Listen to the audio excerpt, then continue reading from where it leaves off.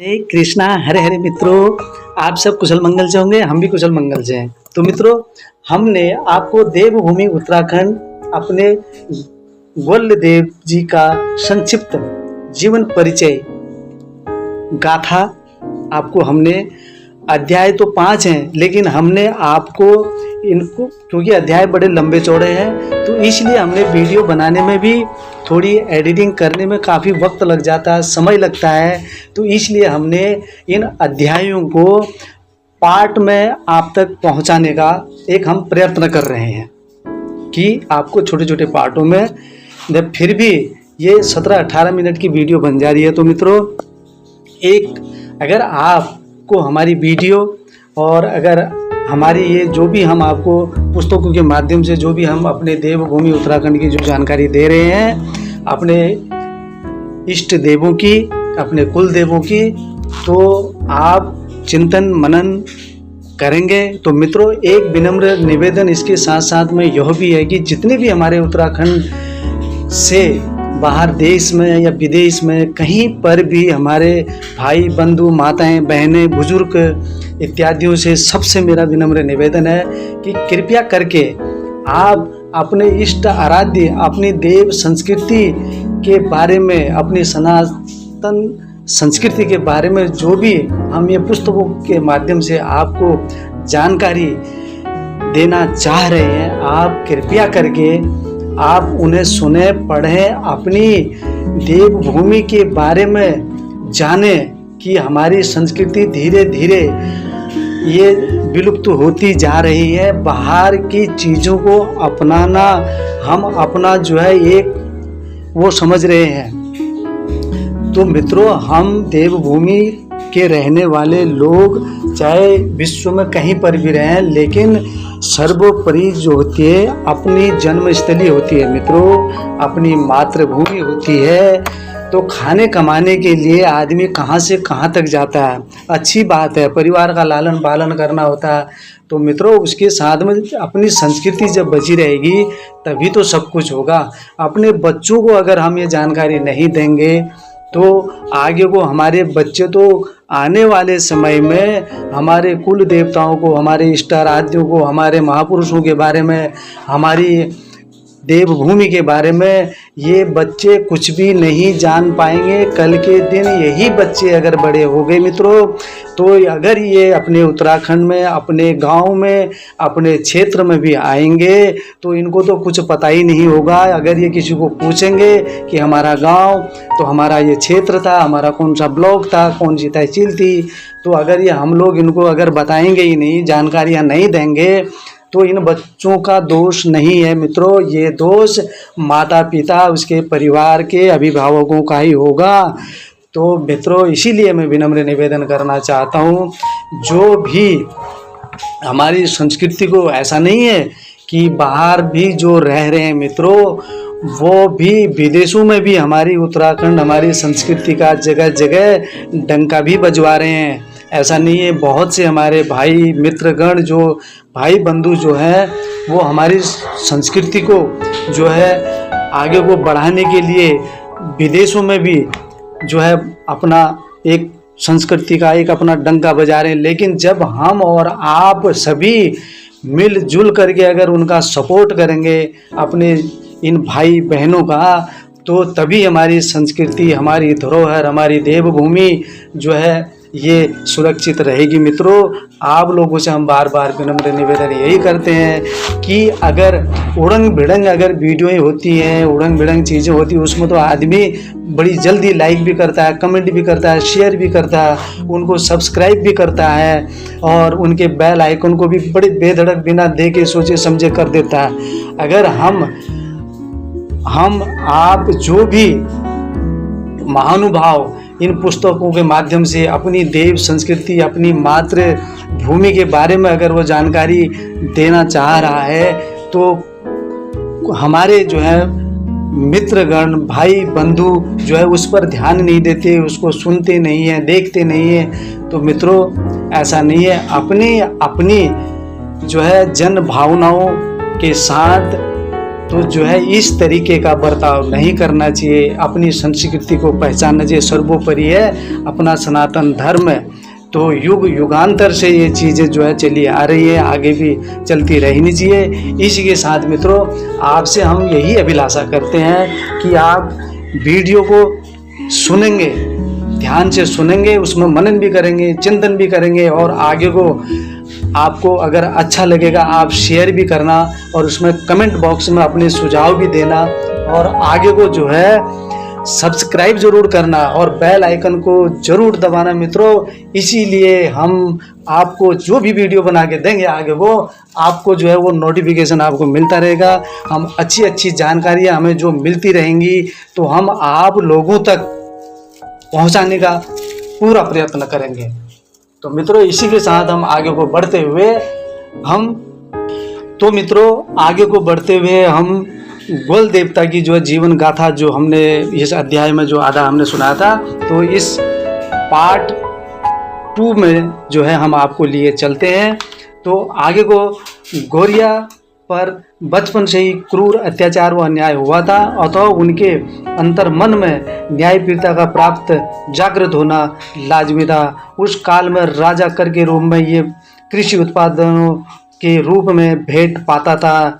वो अन्याय सुरक्षा प्रदान करने का ही वादा कर सकता था, परंतु गौरिया अपने घोड़े में बैठ अपनी प्रजाजनों के घर जाकर न्याय करने लगा। वो अब इतने लोकप्रिय और बलिष्ठ हुए कि चंपावत के तत्कालीन राजा ने एक जटिया नामक मसाण के वध के लिए उनसे सहायता मांगी। गौरिया ने अपने साथियों के साथ चंपावत जाकर नदी में रहने वाले जटिया मसाण का मर्दन किया और उसे बंदी बनाकर चंपावत राजा के सामने प्रस्तुत कराया। तो चंपावत के राजा ने खुश होकर चंपावत राज्य उनको दे दिया। तो मित्रों बाला गौरिया को जब ले गए तो वहाँ मसाण जो था बलिष्ठ पहलवान था, तो चंपावत के राजा उनको ले गए, उन्होंने उसका मथन किया, उनको अपने वश में किया। तो खुश होकर के उस राजा ने, चंपावत के राजा ने उनके नाम पर अपना पूरा राज्य सौंप दिया। अब गौरिया पूरे क्षेत्र में घोड़े पर सवार होकर घर घर में न्याय करने जाने लगे। अल्मोड़ा में चितई, रानीखेत के पास ताड़ी खेत व अन्य कई जगहों पर न्याय हेतु सभा स्थल बनाए गए। आगे कहा जाता है कि हवाली के पास घोड़ा गिरने के कारण घोड़े सहित उनकी आकस्मिक मृत्यु हो गई। तो मृत्यु के उपरांत राजगद्दी विरोधियों के नियंत्रण में चली गई होगी, क्योंकि गौरिया की तरह न्याय प्रियता के साथ राज करना किसी के लिए संभव नहीं था। न्याय करने के लिए कौन राजा घर घर जाता है, इस बात की पूरी संभावना रही होगी कि गौरिया के अवसान के बाद फिर अत्याचार बढ़ गए होंगे। ऐसे वातावरण में पहले की तरह लोगों ने गौरिया का जमाना याद कर उसे याद किया होगा। तो ये कह रहे हैं जिन्होंने भी ये पुस्तक लिखी, जो भी जानकार थे वो महात्मा ने, तो वो कह रहे कि ऐसा होगा। लेकिन इसका वर्णन मित्रों कई जो बुजुर्ग लोग थे, जो डंगेरिया जगेरिया थे, और हर किसी का अलग अलग मत हो सकता है, हर किसी का बताने का तर्क अलग अलग हो सकता है। कई कहते हैं कि जो है उस टाइम ब्रिटिश काल में भी उन्होंने जो है घोड़ा खाल से, उस भवाली क्षेत्र भीमताल क्षेत्र से उसकी जो है खाट पलट दी थी, तो वो भाग गए थे, कहते हैं। ये भी हमने जो है सुना है मित्रों। बाकी जो भी ये पुस्तकों के माध्यम से जो भी जानकारियाँ हासिल होती हैं, आगे को भी जो भी हासिल होंगी वो भी हम आपके सामने प्रस्तुत करेंगे। तो उसके द्वारा किए गए न्याय का गुणगान किया होगा। असहाय लोगों ने गौरिया को पुकारा होगा। गौरिया की आत्मा भी शांति के साथ विश्राम की अवस्था में नहीं रही होगी, क्योंकि उनका आकस्मिक देहवासन दौड़ते घोड़े के साथ गिरकर भराया जाता है। महान आत्माएं अपने अच्छे कार्य को पूरा करने के लिए हमेशा आवेशित या व्याकुल रहती हैं। गौरिया की आत्मा उसकी प्रजा पर अन्याय होता देख अति उत्तेजित हो उठी है। प्रजाजनों की पुकार पर वह पुनः अपने क्षेत्र में जहाँ तहाँ उतर पड़ी। तभी से गौरिया या गोलूदेव अपने प्रभाव से किसी न किसी व्यक्ति पर अवतरित होने लगे। पहले लोगों ने गांव में अपनी रक्षा के लिए उनका थान बनाया। थान स्थान शब्द का अपभ्रंश लगता है, जिसका मतलब है जगह। अच्छा, एक साफ शुद्ध जगह किसी पेड़ के नीचे 3-4 पत्थरों से बने घर नुमा स्थापत्य को थान कहा जाता था। अभी भी है कई जगहों पर, अब तो मंदिर बन गए मित्रों, जगह जगह में बहुत उद्धार हो गया मंदिरों का, जो है जिसके अंदर पत्थर की एक अनगढ़ी मूर्ति रखी जाती है। यहाँ एक धुनी लोहे का त्रिशूल वो थोड़ी इत्यादि रहती है। स्थानीय लोग यहाँ गोलू देवता को स्थापित कर हर 6 माह में फसल काटने के बाद नई फसल के अनाज द्वारा भोग लगाकर पूजते हैं। जैसे जैसे समाज का विकास वो उसकी संपन्नता बढ़ी, ये थान लोगों द्वारा गोलू देवता के मंदिर के रूप में परिवर्तन किए जा रहे हैं। घर गांव के लोगों के यहाँ जब भी कोई शुभ कार्य होता है या लोगों पर संकट आता है तो लोग फूल व दृश्य भेंट स्वरूप इस स्थान या मंदिर में चढ़ाते हैं। गौरिया से कहते हैं कि संकल्पित कार्य सफलतापूर्वक संपन्न हो जाए या संकट दूर हो जाए।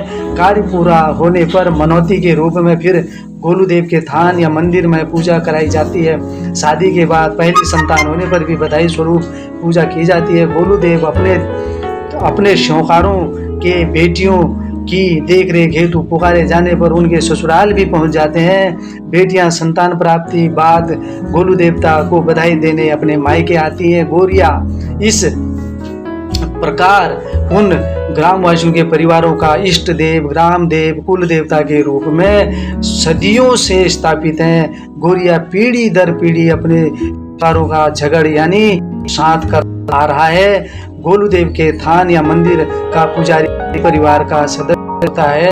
जिसने मंदिर की स्थापना की हो, पीढ़ी दर उसी परिवार कोई न कोई व्यक्ति पूजा करता है। पूर्व में पुजारी या डंगरिया सामान्य रूप से अपनी भाषा में पूजा अर्चना कर देवता को मनाया करता था। अंग्रेजों के माध्यम आवागमन के बाद पर्वतीय दुरुस्त इलाकों में भी मैदानी भागों से ब्राह्मण वर्ग का आगमन हुआ, जो मुख्यतः वैदिक देवी देवताओं को मानते थे तथा वैदिक विधि से पूजा पाठ करते थे।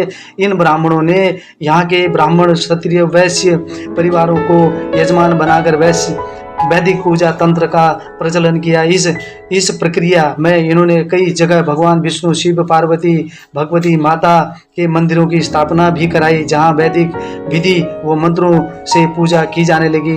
इसी को देखकर गोलूदेव के पुजारी भी ब्राह्मणों द्वारा वैदिक विधि से पूजा करने लगे। जो है जिन मंत्रों से भगवान शिव का आत्माभिषेक होता है, उन्हीं मंत्रों से गोलूदेव, हरनाथ व शैम के मंदिरों से इनको जलाभिषेक करने लगे। दूसरा, इन्होंने गोलू, हरु, शैम वो जो है गंगनाथ इत्यादि लोक देवताओं के मंदिर में दुर्गा सप्तशती के पाठ करने की परिपाटी स्थापित की। अब अधिकतर यजमान इन मंदिरों में पुजारी जी व पुरोहित ब्राह्मण की उपस्थिति में उक्त पाठ कर पढ़वाते हैं। और यह बात समझ से परे है कि पाठ गोलू देवता वो लोक देवता को सुनना होता है या इसे यजमान द्वारा मंदिर में बैठकर खुद सुनना होता है। दुर्गा सप्तशती पाठ का स्तवन करने पर गोलूदेव या अन्य लोक देवता की पूजा स्तुति कैसे पूरी मानी जाएगी। चैत्र व भाद्रपद की नवरात्रियों में लोक देवताओं के मंदिर में नौतें जागरण, भजन, कीर्तन कराया जाता है, परंतु नौतों के अंत में विजयादशमी को पशु बलि का आयोजन होता है। इस पशु बलि के लिए इन्हीं मंदिरों के प्रांगण में माता भगवती की स्थापना कर उनकी स्तुति संतुष्टि हेतु बलिदान किया जाता है। तो मित्रों, जैसे जैसे बाला गौरिया जी को हमने ये जो हम कथा आपको सुना रहे हैं, उनकी जीवन गाथा सुना रहे हैं, तो उन्होंने इतने कार्य किए, ऐसे जो है घोड़ा उनका गिर गया तो मृत्यु, कई लोगों का अलग अलग प्रसंग है मित्रों। तो वो ऐसे मनोकामनाएं ऐसे पूर्ण करते चले आ रहे हैं प्राचीन काल से ही, जो है आगे को भी करते रहेंगे। तो मित्रों, जो है संतुष्ट किया जाता है। लोक गाथा के अनुसार हरु, शैम, गोलू गंगनाथ देवता गोरखनाथ के शिष्य थे, ऐसा जागर में स्पष्ट गाया भी जाता है। ऐसी स्थिति में इन देवताओं द्वारा किसी प्रकार का बलिदान स्वीकार किया जाना तर्क संगत नहीं लगता। ऐसे में इन्हीं देवताओं के मंदिर के प्रांगण स्थल में दूसरे देवी देवता की स्थापना का बलिदान किया जाना किस देवी देवता की पूजा को इंगित करता है? पुजारियों, जगरिया वो गायककारों द्वारा बताया जाता है कि गोलू, हरु, शैम, गंगनाथ लोक देवताओं के मंदिर में मनौती के रूप में जो बलि दी जाती है वह उनके सेवकों की भोग संतुष्टि के लिए की जाती है। गोलू, शैम, हरु, गंगनाथ निरामिष भोजन प्रसाद के रूप में ग्रहण करते हैं। आज विकसित वैज्ञानिक युग है, नई पीढ़ी को इस विषय में स्पष्टता चाहिए, क्योंकि किसी तरह के सार्वजनिक स्थल में पशु बलि को अब पशुओं के प्रति क्रूरता भी कहा जा रहा है। हमें लगता है मित्रों, आगे चलकर यह बलि प्रथा बंद की जाएगी।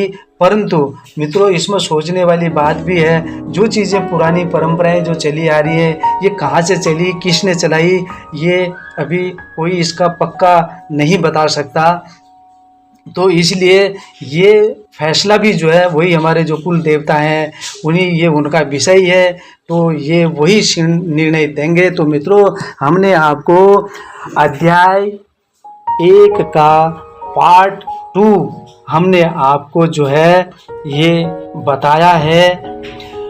जो है मित्रों, आप ध्यान से सुनेंगे, मनन करेंगे, चिंतन करेंगे, तो आपको मित्रों हम अगली वीडियो में जो है श्री गोल देवता की जागर की रीति से कराएंगे, रूबरू कराएंगे। तो इसी के साथ हम आज की इस पार्ट 2 अध्याय 1 के वीडियो को यहीं पर हम समापन करते हुए अगले वीडियो में हम आपसे मिलेंगे। तब तक के लिए आप जो है वीडियो देखें, सुने, आगे को शेयर, कमेंट, लाइक करें, बेल आइकन को दबाना ना भूलें। मित्रों, आपको अच्छी जानकारियाँ कथाओं के माध्यम से, कहानियों के माध्यम से हम आपको देते रहेंगे। अपना आशीर्वाद बनाए रखें मित्रों। श्री राधे कृष्णा, हरे हरे।